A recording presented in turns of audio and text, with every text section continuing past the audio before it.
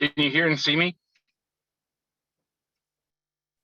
Good morning, Supervisor Anderson. We do hear you and see you, sir.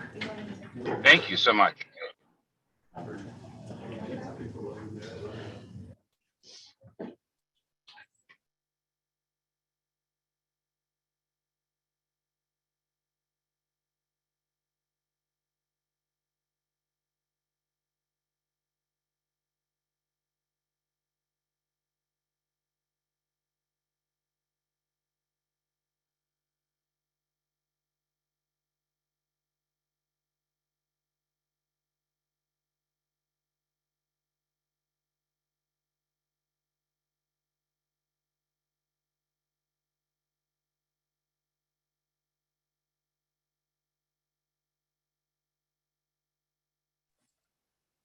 Also checking in to make sure you can hear me okay.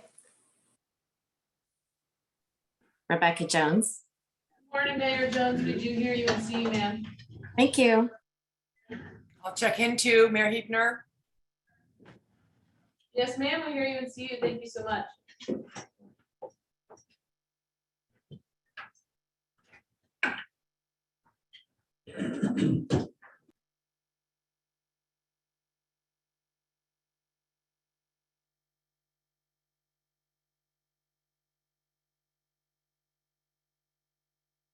I'm going to ask if we have a quorum so we can start the meeting. You do have a quorum, yes. Okay.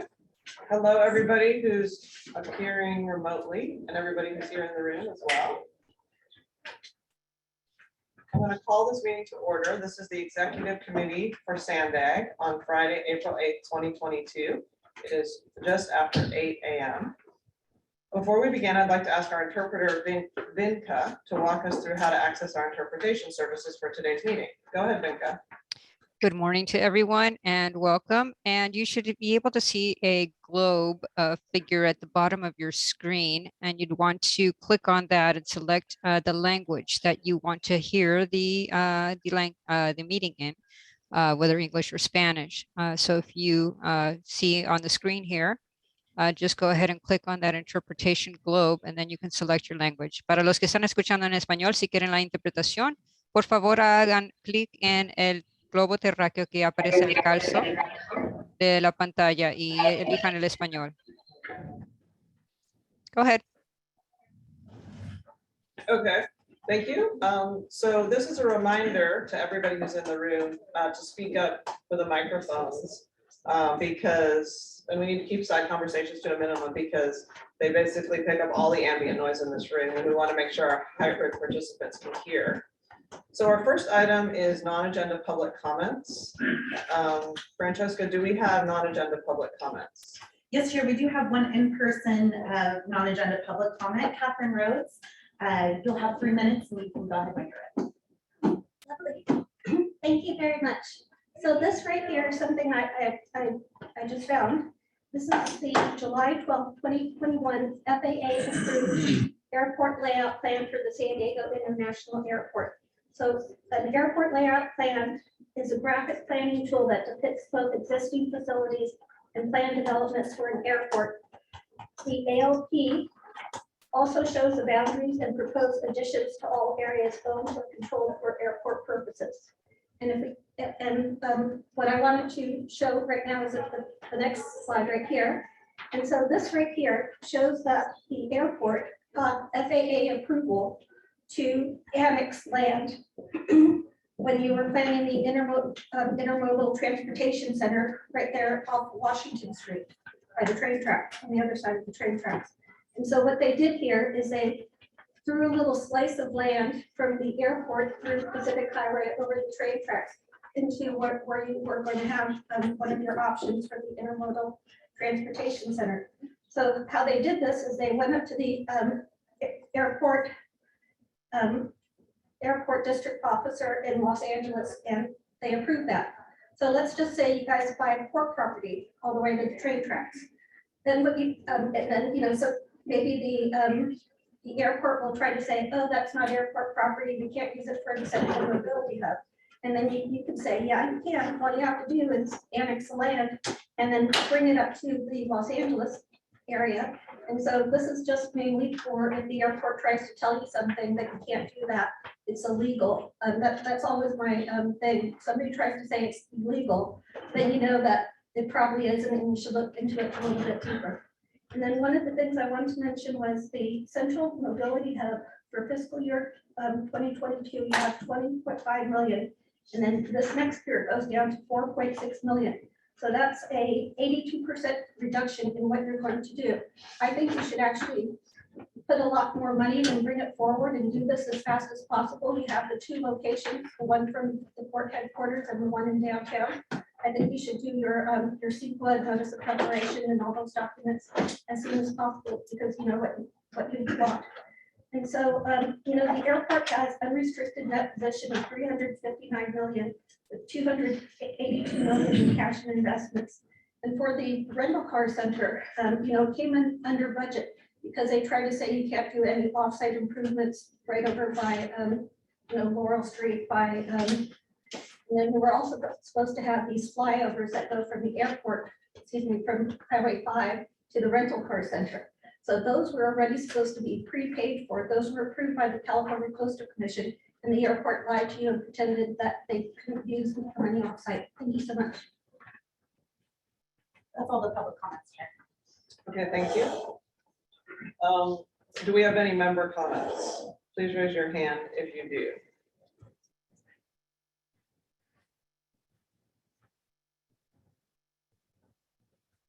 Okay, we have Hassan with a brief CEO report. Thank you, Chair. Good morning, members. I know we're going to be going on the tour, so I'll be very brief. This month, we will be kicking off our Get Connected campaign in support to our digital equity strategy. Making sure we get the word out about how people all across the region can get connected to the internet. We also have officially kicked off our outreach efforts for the Youth Opportunity Pass starting May 1st. For that, the governor is looking at free transit for 3 months. And if that were to move forward, then that Youth Opportunity Pass would be extended for another 3 months. We are partnering with MTS and CTD and the County of San Diego to launch the pilot program. Please help us let your communities be aware of the program. Chair Blakespear, Vice Chair Gloria, myself traveled to Washington as part of the chamber trip last week. The 3 highlighted projects that we talked about were the connection of rail to the airport, border crossings at Otay Mesa, too, some of you will visit today, and the Los Angeles and Del Mar Club. We felt the meetings were productive. Our congressional members all are very informed and aware of our priorities. I'm also happy to announce that SANDAG received $1.54 million in Caltrans Sustainable Transportation Plan grant. Congratulations to our amazing staff who does a good job getting money to the region. I let the board know in February that we were investigating the loss of revenue that resulted from Fair Points not operating on State Route 125. The team has completed its review in coordination with the independent performance auditor. They determined total loss of approximately 1.8 million. Last time I reported it's between 1.5 and 2 million. The audit committee today will hear a report from the independent auditor on that issue. Speaking of the toll roads, we have made some changes there. Our CFO, Andre Dujan, will be leading that department until we figure out the best way to move forward. We are also having an independent assessment completed to further inform how our process and practice go forward. More detail to come again at the audit committee and to the board next time. Chair, that concludes my report. Okay, thank you very much. We're on to consent. So do we have any public comments on consent, Francesca? No, Chair, I don't see any public comments on this. Okay, member comments on consent? I see Mayor Jones with her hand up. Go ahead, Mayor Jones. Oh, good morning, everyone. Great to be here. I just wanted to item, and that is, I have asked in writing, as well as board members have asked, to have an agenda item on the and one of the executive committee agendas to discuss further a ballot measure in San Diego County for our regional transportation plan, because we have brought this up. I'm sure many of the board members in public. I think it's very important for the agency, and in light of what's happening with our cards currently and the agency's status of trust, I think it's really important that we have this discussion in public, and I'm not quite sure why it has not been agendized. Chair. Okay, thank you, Mayor Jones. Do we have any other comments from Oh, board I'm sorry. Sorry, you cut out and I couldn't hear that last part at all. Sorry, that was a question of Lake Spirit. Okay, so my understanding of this issue is that we had an information item on it and we talked about it fairly extensively. And so there was an effort to have it as an agenda item, but there was not support for that. So we moved forward with the agenda. So I can ask John to respond if you'd like to go over what the status is, John. That's correct. At last executive committee meeting, there was a substitute motion that was made to add that to an upcoming agenda. That substitute motion did not pass. Today, you are approving agendas, and Mayor Jones, if you would like to propose that be added to one of the agendas that's on that you're considering today, you can certainly make a motion to that effect. And if that passes, that would be on those agendas. All of the actions of the executive committee are then subject to board ratification. So if a motion to add it did not pass today, that could be revisited when the board ratifies the executive committee's setting of these agendas. So there's two opportunities to bring that for a vote of the executive committee and then the board. Well, also my understanding is that our board chair could place any item if someone asks. I know that has happened in the past. I know there was a resolution by Council Member Shu to have this, and that was just one person asking for it. There have been numerous board members that have asked this to be placed on an agenda. So I guess my question would be, and no, it was not agendized. What was agendized was a separate item that had to do with the Citizens Initiative. I'm talking about the board of the directors for Sandag discussing putting an agenda or putting the ballot measure on the agenda, because we're an agency that relies on this for money to start coming in. We are discussing, or we've already put it in the plan that it will start generating revenue next year. And if we are not going to agendize this, and I can tell you this, I've been around for a little while. This is my 16th year in elected office. And the fact that we have not been doing any work on putting this on the ballot is baffling to me. And I've spoken to many board members from the past that have been here longer than myself.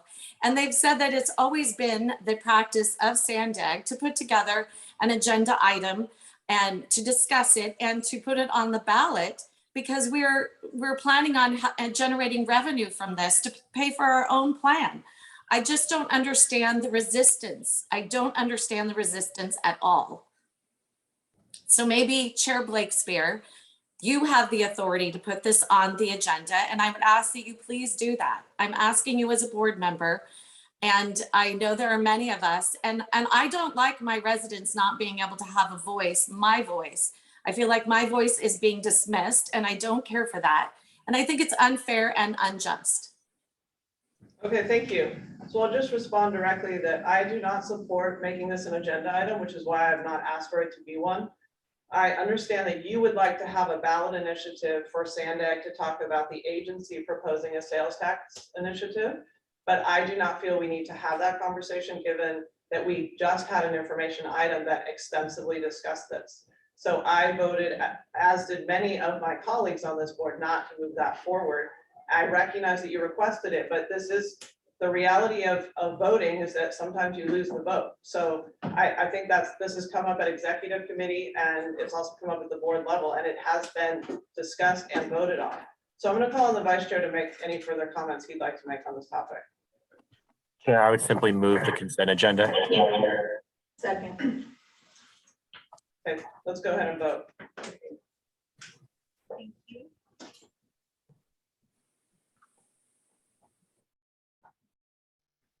For the city of San Diego, Vice Chair Gloria. Aye. For the county of San Diego, Supervisor Lawson Remer. Aye. For East County, Mayor Vasquez. Aye. For North County Coastal, Chair Blakespear. Aye. For North County Inland, Mayor Bobs. Aye. And for South County, Second Vice Chair Sotelo Solis. Sotelo Solis, aye. Thank you very much, and that item does pass unanimously. Okay, thank you. Now we're on to reports and we have a legislative status report from Hector first.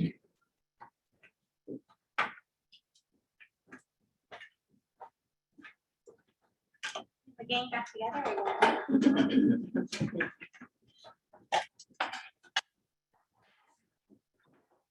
Morning, Madam Chair. Buenos dias. And I will start this report, and I think I have the benefit of the length of the agenda, so I have 6 pages to read. And this is because of the font for me to read. I will start giving you a quick report on AB 617 regarding the Community Air Protection Program. I reported last month that your international community was approved to be benefited with a Community Air Protection Program. This is just a quick update that the San Diego Air Pollution Control District is already starting to organize an approach to develop an air monitoring and emission reduction program for that community. This will bring a very much needed focus on coordination and to air quality efforts.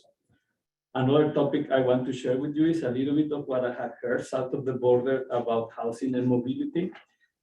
As you know, one of the key lessons that we learned from the pandemic is that Tijuana and San Diego share a cross-border community. We used to refer to these people as people coming from Mexico or people coming from the United States, depending on where you are. But now we said that these are people returning to San Diego or returning to Baja California. In this context, the Tijuana Metropolitan Planning Institute Implan and the state of Baja California called it to start a dialogue to raise these important angles. And I will share a little bit of what I heard from their perspective. They think that for the United States perspective, sewage and border economic impacts are the most pressing subjects at the border. And from their perspective, border crossings, wait times, and all of that, infrastructure, mobility, and air pollution are their more pressing topics, including the impacts of the humanitarian refugees. Traffic congestion is becoming almost a permanent condition in Tijuana, worsening on Fridays when more people is returning from the United States. During the pandemic, the number of people relocating from the United States to Tijuana increased and is growing very fast. San Diego's cost of living is making more and more people seeking Tijuana to fulfill their needs, including a temporal cost of gasoline that is 40% lower than here, but also housing, water, electricity, etc. Very often, and lately much more frequently, queue lines to cross northbound to San Diego from San Isidro are longer than 6 miles. These are 10 kilometers, cutting the city of Tijuana in half, creating traffic nightmares. Implan and the state of Baja California wants this dialogue to continue and asked me to share this with you, that they are very interested. Another topic that is very important is Title 42. And very briefly, let me comment on something that you might have heard already. Effective May 23rd, the CDC is terminating this Title 42, which is a public health order that enacted to protect against the spread of a communicable disease referring to COVID-19. This was enacted in 2020. So migrants seeking humanitarian refuge in the United States are rejected automatically at the border. And most of these are from other countries, not from Mexico. Recently, Ukrainians are subject to a very different program. Starting on May 23rd, the Department of Homeland Security will start processing individuals seeking humanitarian refugee. And I think we should expect serious impacts at the border. Unfortunately, our authorities are anticipating that this may result in confusion and an increase of number of immigrants seeking refugee in the United States, of course, with the known impacts to the communities and to the perception of our border. Another topic I want to share is the recent visit of the President Biden Special Envoy for Climate, John Kerry, that held discussions with the Mexican government last week to speed up a North American transition toward clean energies. Discussions included the principles that should guide policies in the energy sector for the whole North American region, considering that we just approved, the three countries approved new rules in the new free trade agreement of USMCA.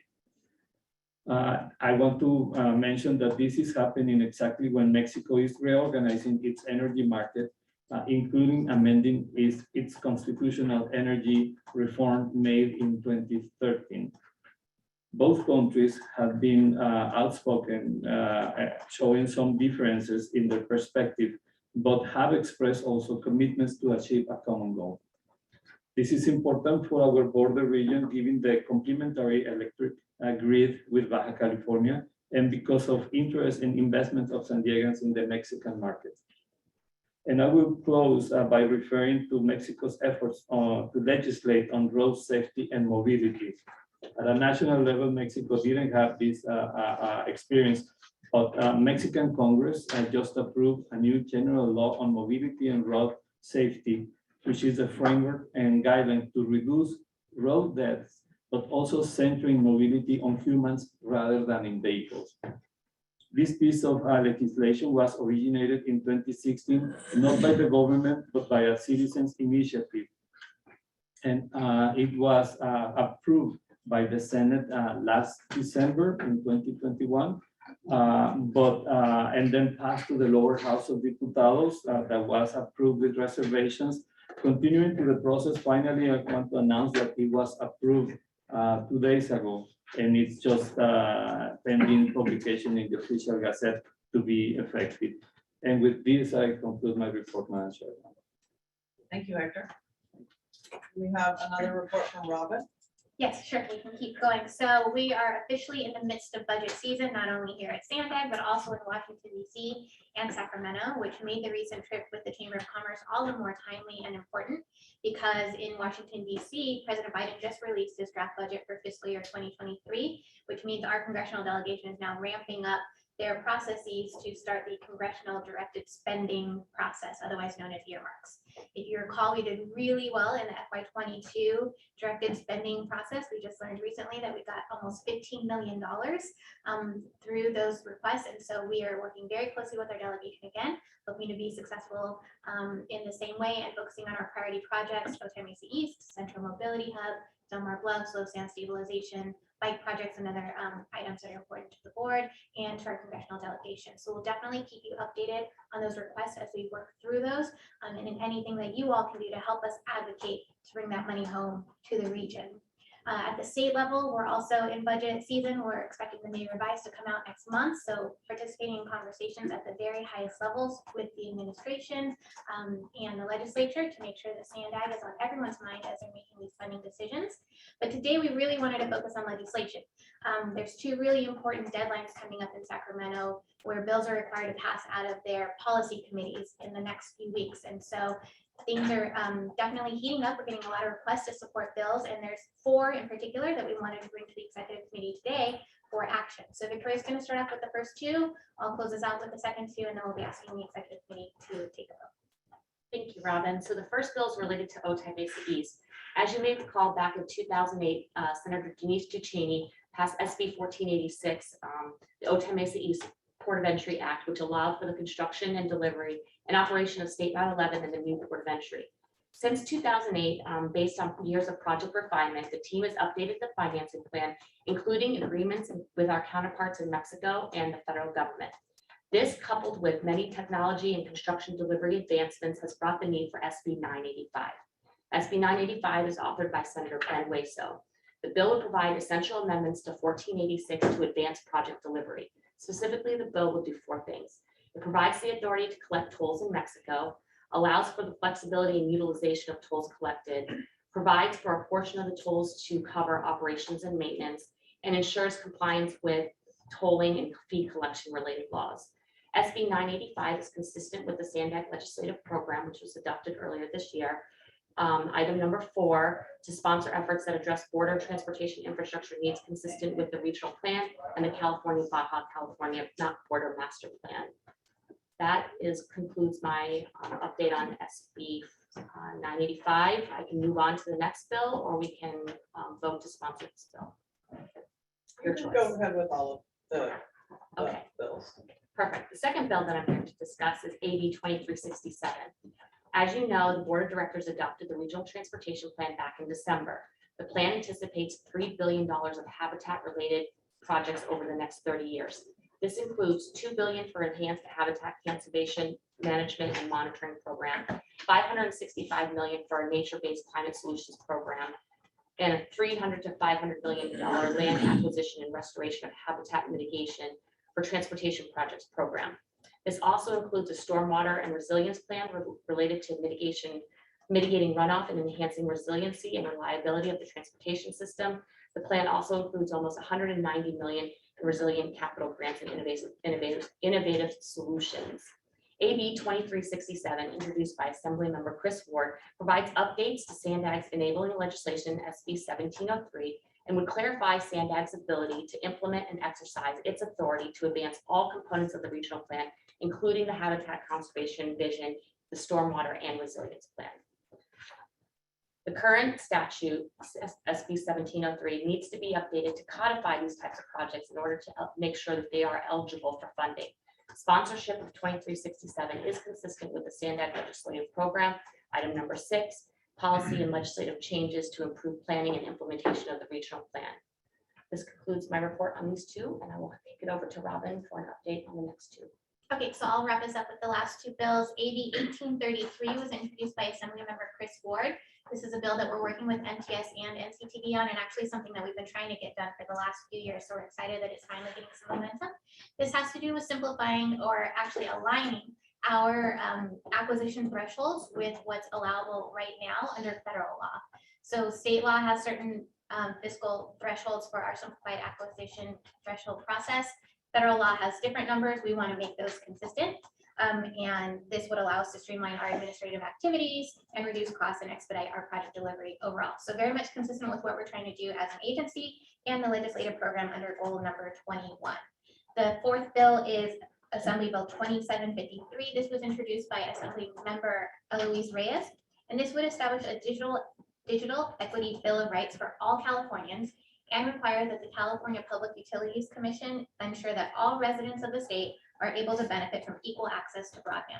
This is very much in line with the action that the Board of Directors took about a year ago when you adopted your digital equity statement, and then in December you actually passed an action plan. So this basically is replicating what we're doing here in the region across the state, and it is consistent with legislative program goal number 11.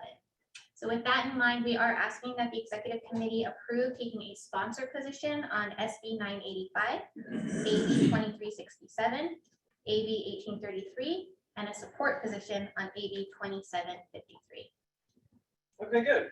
Thank you. Before we have a motion, let's go to in-person public comments or virtual public comments. Francesca, do we have any? We do have one in-person public comment. Catherine Rhodes, you can go ahead and start. Lovely, thank you, and thank you for the report. I wanted to talk about AB 2367, the Regional Transportation Plan, the Implementation Authority. When I first looked at this, I was thinking, perfect, now you could put housing in there too. Throw in housing, please. That way we have it. But then I was thinking, no, what you should do is you should add all of the 9 general plan elements. You know, since 2004, I believe SANDAG had the authority to do things like housing. Now they're doing it, starting last year, or this year. But you always had the ability to do it since 2004. And so what I would like you to do is request Chris Ward add the 9 general plan elements: circulation, land use, housing, safety, conservation, noise, environmental justice, and open space and air quality, and just put them all there. That way you have it forever, everything. So that's my recommendation. And then also what I wanted to mention, since people were talking about budgets and stuff, for the fiscal year 2023 budget for the airport and for Sandia, there's literally $0 of the request for the $515 million that the airport authority said that they were going to give to Sandia. They've given you 0. They plan on giving you 0. They don't have any plans. They never talk about the central mobility hub at all. And so what I want, and there's so many people here that are on the airport authority. And so what I would like to do is have people from the airport authority or Sandia to actually request $20 million from the airport this year for fiscal year 2023, part of the $515 million, to be given to Sandia so that we can move all those environmental reviews and all the documents, so you could have money to actually do this next year. Because if you don't do that, you're basically hardly going to be doing anything next year with that $4 million. That's going to go really fast. And so I think that would be a really great thing if somebody at Sandia literally asked for that money. They said it, but in 20, about what year they said, maybe 2019. It's been almost 3 years, and so far they've given you $0. And they plan on giving you $0 in the future. Thank you. Sure, that concludes the public comment. Okay, thank you. Do we have any member comments?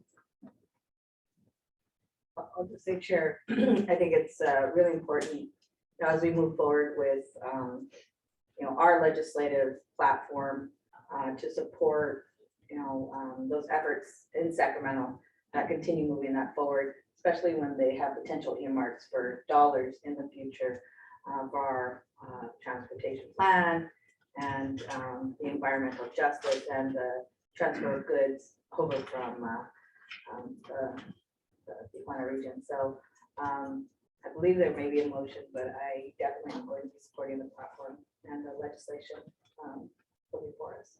Okay, thank you. Vice Chair Gloria? Thank you, Chair. Just a quick question on SB 985.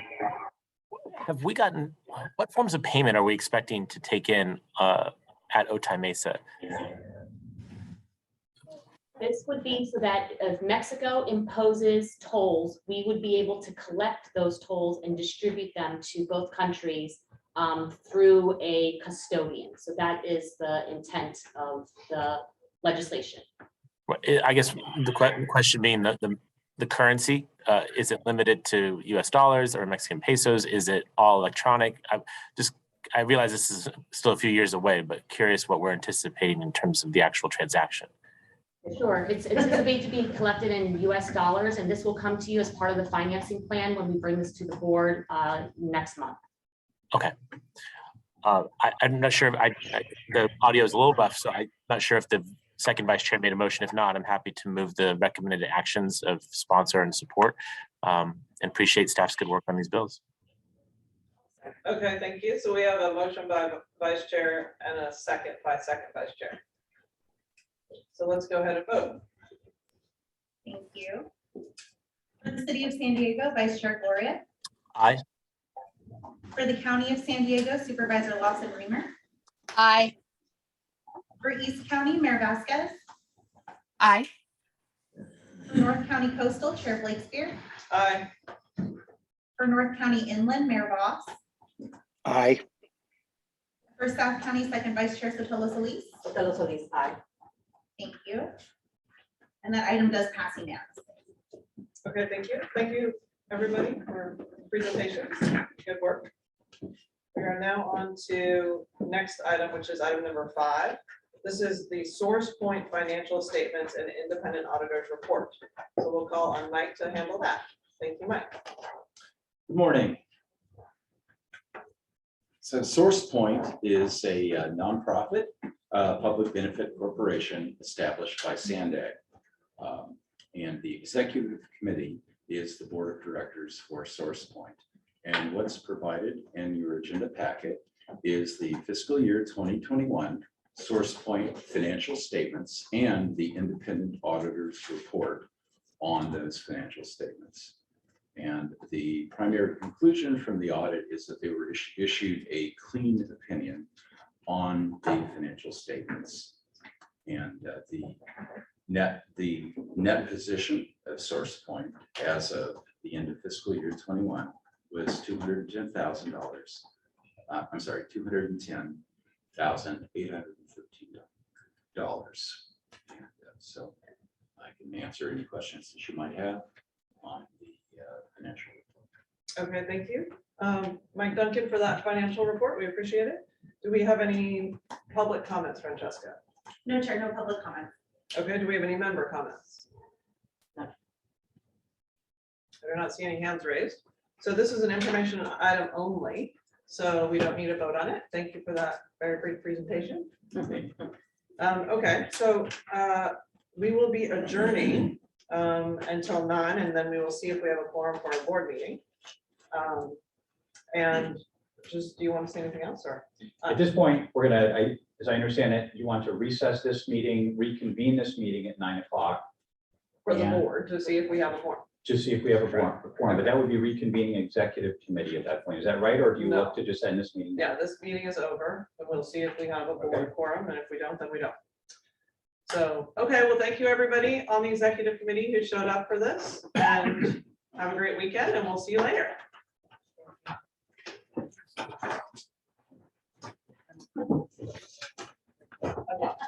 I don't want to hear it.